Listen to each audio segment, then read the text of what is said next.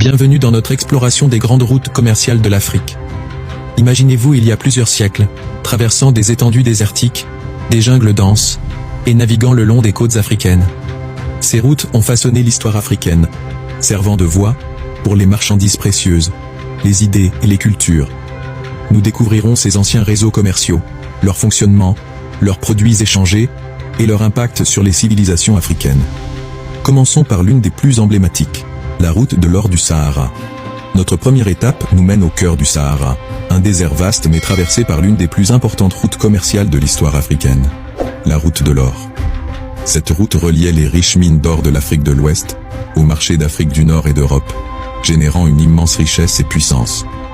Apparue au cours des premiers siècles, cette route était dominée par les empires du Ghana, du Mali et du Songhai. Ces empires contrôlaient l'extraction et le commerce de l'or, une ressource précieuse qui stimulait l'économie mondiale de l'époque. Traverser le Sahara était une entreprise périlleuse. Les caravanes de chameaux, appelées navires du désert, transportaient de l'or, du sel et d'autres marchandises sur des milliers de kilomètres. Chaque voyage nécessitait une planification minutieuse et une grande endurance. Mais ce commerce ne se limitait pas aux biens matériels. Les routes de l'or étaient aussi des voies de diffusion culturelle et religieuse. Les marchands arabes, berbères et africains échangeaient des idées, des technologies et des croyances, facilitant la propagation de l'islam en Afrique de l'Ouest, ainsi que des avancées en mathématiques, astronomie et littérature. La richesse générée par le commerce de l'or a permis l'épanouissement de villes comme Tombouctou et Gao, devenues des centres intellectuels renommés. Les universités et bibliothèques de Tombouctou attiraient des savants du monde entier, en faisant une cité de savoir. Cependant, cette prospérité n'a pas duré éternellement.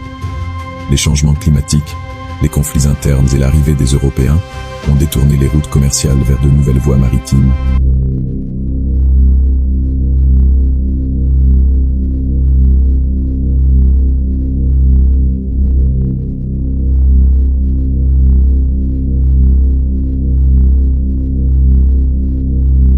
La route du sel, un réseau commercial légendaire à travers le Sahara, a joué un rôle crucial dans l'histoire de l'Afrique de l'Ouest. Le sel était une denrée vitale, non seulement pour l'assaisonnement des aliments, mais aussi pour la conservation de la viande et du poisson. En Afrique de l'Ouest, le sel était aussi précieux que l'or.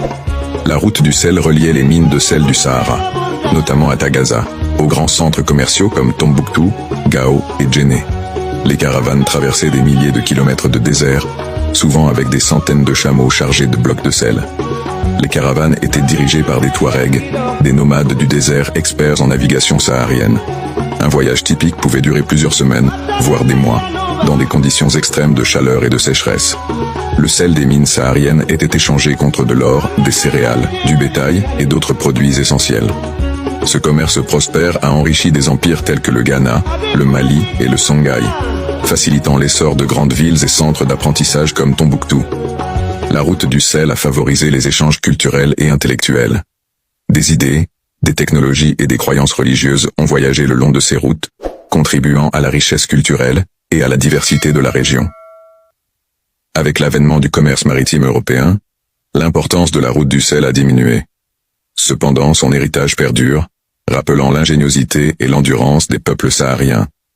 La route du sel n'était pas seulement une voie commerciale, mais un pont entre des cultures et des civilisations. Une véritable épopée du désert qui continue de fasciner et d'inspirer. Pour en savoir plus sur les routes commerciales historiques et leur impact, suivez-nous et partagez cette vidéo.